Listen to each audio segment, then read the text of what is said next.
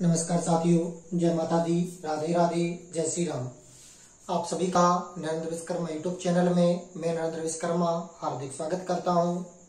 आज का जो चैप्टर है भारतीय समाज में नारी का स्थान, आज इस चैप्टर में पार्ट 3 में भारतीय समाज में नारी के स्थान में आपको मैं आधुनिक काल में नारी का स्थान और प्रस्तावना को समझाऊंगा। यदि आप मेरे तीनों पाठों को देखते हैं तो आप विश्वास मानकर चलिए कि आपको भारतीय समाज में नारी का स्थान याद करना नहीं पड़ेगा, आसानी से समझ में आ जाएगा। बहुत ही सिंपल लैंग्वेज में मैंने इसे समझाया है। आप कभी भी निबंध याद करें भारतीय समाज में नारी के स्थान को तो आप विशेष तौर पर बिंदु याद रखें। सबसे पहले तो आप रूपरेखा लिखेंगे। रूपरेखा में प्रस्तावना, प्राचीन काल में नारी का स्थान, मध्यकाल में नारी का स्थान, आधुनिक काल में नारी का स्थान और उपसंहार। प्रस्तावना में नारी के महत्व को इंगित करना है। प्राचीन काल में नारी की गरिमामय गौरवपूर्ण स्थान को बताना है। मध्यकाल में नारी की स्थिति दयनीय पर बात व्याख्या करनी है और आधुनिक काल में पुनः नारी की गरिमामय गौरवपूर्ण स्थान को बताना है। उपसंहार में पूरे निबंध का निचोड़ देना है। तो यदि आप इस प्रकार निबंध को तैयार करेंगे तो आपको आसानी से याद रहेगा। जो मैंने आपको की पॉइंट बताए हैं उन की पॉइंट को याद रखकर आप ये निबंध याद रखें। तो आपके सामने पार्ट 3 देख सकते हैं, लिखा हुआ है आधुनिक काल में नारी का स्थान। आधुनिक काल में आते आते नारी चेतना का भाव उत्कृष्ट रूप से जागृत हुआ। यह पार्ट 3 है। यदि भारतीय समाज में नारी के स्थान पार्ट 1 देखना चाहते हैं तो ऊपर आई बटन पर लिंक दी गई है। आधुनिक काल में नारी ने पुनः गरिमामय व गौरवपूर्ण स्थान प्राप्त कर लिया है। वह वर्तमान में हर क्षेत्र में राजनीति, युद्ध, खेल, चिकित्सा आदि क्षेत्रों में पुरुष के साथ खड़ी हुई है। आज ऐसा कोई क्षेत्र नहीं है जिस क्षेत्र में हम नारी की उपस्थिति महसूस ना कर सकें।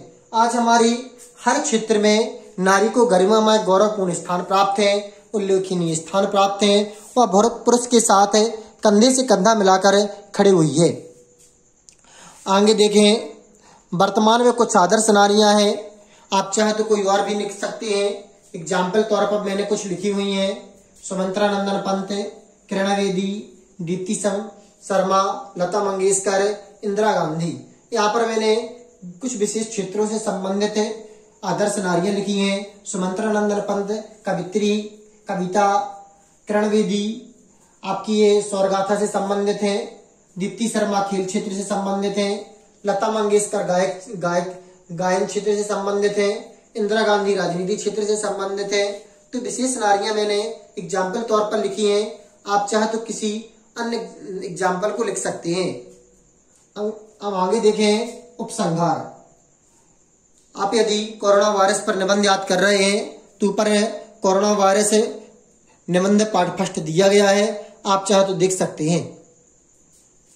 उपसंहार। उपयुक्त विवेचना से स्पष्ट है कि नारी की विकास यात्रा विविध रूपी रही है।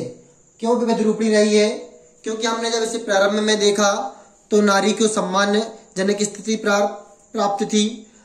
मध्यकाल में देखा तो दयनीय स्थिति थी। आधुनिक काल में फिर गौरवपूर्ण स्थान प्राप्त थे। तो कैसा रहा है? विभिन्न रूप रहे हैं। उसका मंगलकारी रूप वंदनीय रहा। हमारा विश्वास है कि भारतीय नारी अपने गौरव, उज्ज्वल चरित्र की गरिमा, उदात्त आदर्शों की प्रतिष्ठा को कायम रखेगी। जिस समाज में नारी का सम्मान है वह एकता, समता तथा समृद्धि विद्यमान रहती है। वह मात्र भोग की वस्तु नहीं है, राष्ट्र समाज की प्रेरक शक्ति है। वह अखंड शक्ति का स्रोत है, दिव्यता तथा भव्यता की साकार प्रतिमा है। जहाँ नारी का सम्मान होता है वह देवताओं का निवास होता है। यह मैं पहले भी आपको बता चुका हूँ कि जहाँ नारी यत् नारी रम्यते तत्र यत् नारी पूज्यते तत्र देवता रमयन्ते। नारी तुम्हें केवल श्रद्धा है, नारी तुम केवल श्रद्धा है, विश्वास रजते नगे पग तल में।